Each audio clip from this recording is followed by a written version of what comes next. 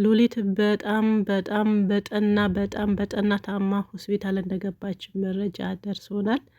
ያፌትም እንግዲህ እንደምታዩት ተወግቶ ሰው ቤቱ ወድቋል። እንዳው ትንሽ ባይደረደር እንደ ሉሊት ቀጥለጥ ብሎ ወደ ሆስፒታል ብሄድ የተሻለ ነበረ። እንግዲህ እሱ ያው ትልቅ ነኝ እኔ በምንም ተልካሻ ተጎትቶ የሁሉም ደም እየፈሰሰው ሐኪም ቤት አልሄድም ብሎናልና እንደ ሉሊት እንግዲህ ያው ሉሊት ትትረፍ አትትረፍ እስካሁን የታወቀ ነገር የለም። በጠና ታማ አልጋ ይዛ ሆስፒታል እንደሆነች ያው መረጃ ደርሶኛል ማለት ነው። አዎ መረጃ ደርሶኛል። መቼም እንኳን እሷ እሰይ የሚለም አይጠፋም።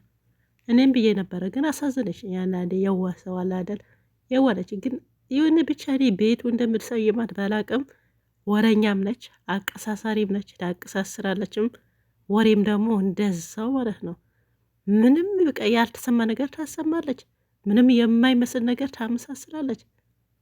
አያቸውን ያፌት ማነው ናታን ለማጠመድ ሰሞኑ ደውላ በቤት አልዋለም፣ ስልኩም ዘጋግቶ ነው የጠፋው የዋለው፣ እኛ ተጨንቀናል ቤት ምናልባት አንተ ስራ ስለምትውል አለች።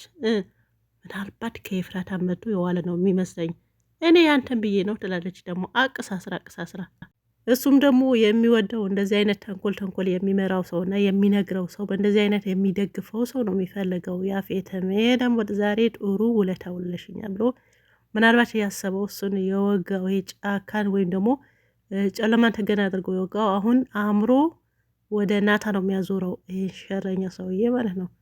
ግን እሱ የወጋው እስካሁን አልታወቀም። ምናልባት እኔ ዝም ብዬ ሳስበው ያው ዳግ ይመስለኛል። ቢኒም እንደዚህ የሚደፍር አይመስለኝም። ዳጊ በቃ ሰሞኑ በቃ እኔ የሆነ ነገር ማድረግ አለብኝ አድርጋለሁ ያነበርና ወደሱ እኔ በበኩሌ ወደ ዳጊ ነው ማቀሳስረው። ናታ የሚያውቀው ነገር ያለ አይመስለኝም። አሁንና እንትና ያፌት ደግሞ ሉሊትን ይሄን ስትነግረው እንግዲህ ያው ያሰበው ወዳው ያው መጀመሪያም ስለሚፈልገው ቤት ካልዋለ ስልኩ ዘግቶ ከዋለ መቼም ምን ያደርጋል እኔን የወጋኝ እሱ ብሎ ተንኮሉ ሞር የበለጠ ወደ ናታ እንዲያዘነብል አድርገዋለች። ማን ሉሊት እንደዚህ ስታቀሳስር በቃ በጣም ነው የምታስጠላው። ይሄ የዋነቷ ደግሞ ይሄ ፈሪነቷን ይሄ ደግሞ እንዴት ነው አይገጭም ወይና? ግን አሁን በጠና ታማለች እና ምን እናደርግ ካላችሁ ያው እንኳን ደስ አላችሁ ልበላችሁ። እንግዲህ አይባልም እንኳን ደስ አላችሁ፣ ምንም ጠላትም ቢሆን እንኳን ደስ አላ አይባልም። ነገር ግን ሰውን ተንኮል ስለምታሰብ አንዳንዴ ሆን ብላ አውቃ የምታደርገው ነገር አለ። ሁሉም ነገር ስታውቅ አድርጋ አይደለም። ለምሳሌ ፄን በሽንት ቤት እንዴት አድርጋ እንዳጋጭታል ያ ነገር ስታቀርታ አይደለም፣ እያወቀች ነው። መቼም ተኝታ ልቧን እንትን ብሎ ወይም ደግሞ ሰታቅ በእንቅልፍ ልቧ ነው አንልም። ተንኮሏ የሸርነቷ በጣም ብንትን ነው። እና አሁን ደግሞ ድንገት ይሄን ጽዮን ናቸው አሁን ይሄን ያደረገቻት። በሰሞኑ ደግሞ ጠንቅቃ ታውቃለች። እኛ ደግሞ ምግቡ በተለየ ነው ተሰራላት። የእሷ እንዳያችሁት አሁን ምን ታስባለች? የሰራውትን እንትን ወደ እኔ ተገለበጠ ነው። ያው አንድ ሰው ጥሩን ከሰራ እሷን ፂላ የሰራችው ነገር ነው እንደገልብጦ እንደዚህ ነው። ጥሩ ከሰራችሁ ጥሩ፣ መጥፎ ከሰራችሁ ደግሞ አንዳንዴ አይቆይም። ደግሞ በአሁኑ ሰዓት አይቆይም አሉ። ይሄ ነገር ታውቃላችሁ። ቶሎ ነው የሚያቀሳስረውና ያው ቶሎ ነው የደረሰው። እንደዚህ ደግሞ በአካል ስታየው ጽዮን ላይ ስትሰራው የነበረው ያንን ሽንት ቤት ያደረገችውን ነገር አሁን ስታስታውሰው እንዳው ይሄን ስታደርግ በፊት ራሱ ፂ ሳይመልሳት በፊት ዝም ብላ ስታያት ራሱ ትፈራት ነበረ። ምክንያቱም ያደረገችው ነገር አለ። ገብቶሻል አይደል?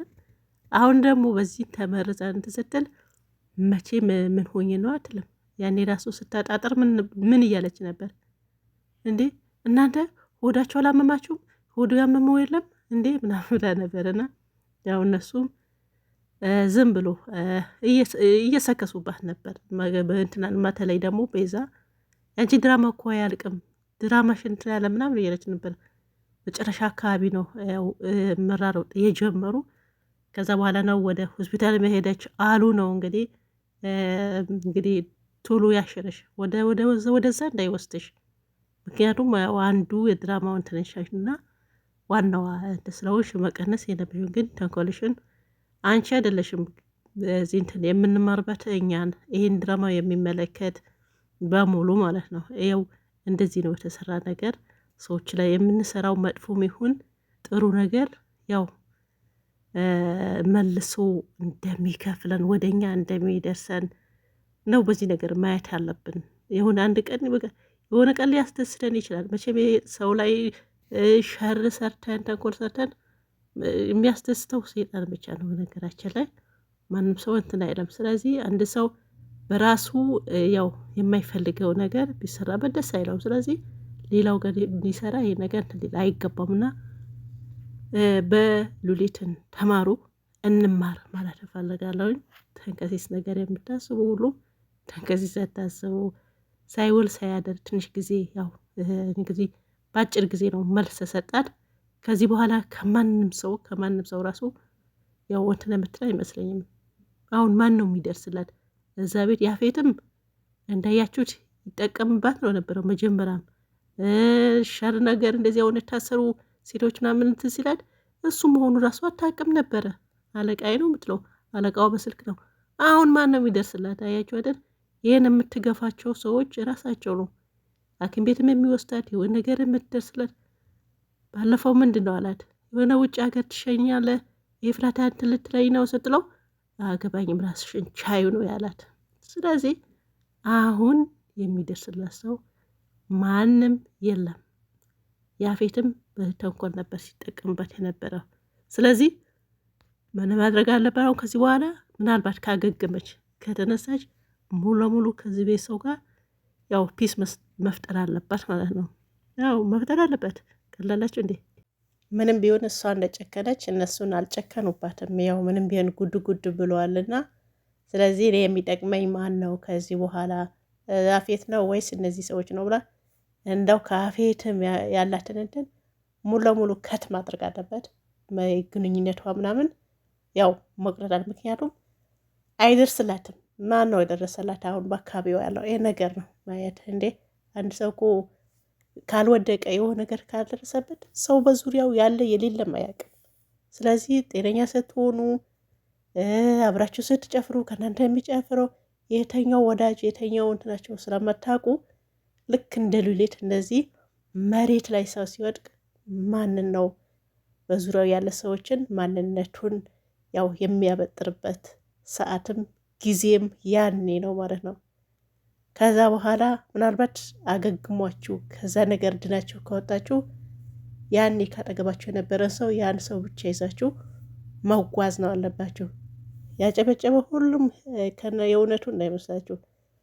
አዎ ይሄ ሰውዬ እርግጠኛ ነኝ አሁን ራሱ እንደዚህ ሆኛለሁ ብላ ብትደውልለት እና ምን ላድርግሽ የራስሽ ጉዳይ ነው የሚላት። ምንም አይለትም። የእሱን ህመም ወደ ውጭ ሊወጣ አይፈልግም። ማንም ሊሰማ አይፈልግም። ተንከሲስ ነው። አሁን ያፌት እንደዚህ ተወግቷል ነው የሚባል ማንም የሚቀር የለም። በእርግጠኝነት የኤፍራታ ባል እኮ ነው ብላ ገኒ ምንም ቢሆን ብላ ነጥላው ለብሳ ትሄዳለች። ይሄ የማይዋሽ ሀቅ ነው ማለት ነው። ሉሊት እንደዚህ ሆነች ቢል ማንም አይመጣ በእርግጠኝነት። ስለዚህ አሁን ሉሊት ምንድነው ማድረግ አለበሽ? ትሰሚኛለሽ? በእርግጠኝነት አሁን ከዚህ በኋላ ምናልባት ካገገምሽ ከዚህ ሆስፒታል ከወጣሽ ከተሻለሽ ሁሉም ነገርሽን ከነናታ መሆን አለበት። ገባሽ አይደል?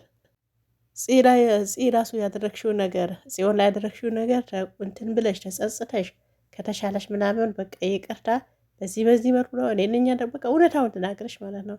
ከዛ እውነታውን ተናግረሽ ይቅርታ ጠይቀሽ መኖር አለብሽም፣ መስማማት አለብሽም ከነዛ ቤት ሰዎች ነው እንጂ አፌት ጋር ደውለሽ ምንም አታመጪም።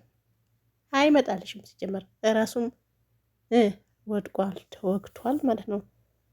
አንቺ ጋር የሚመጣበት ምንም ምክንያት አይኖረውም። ስለዚህ ሰምተሻል።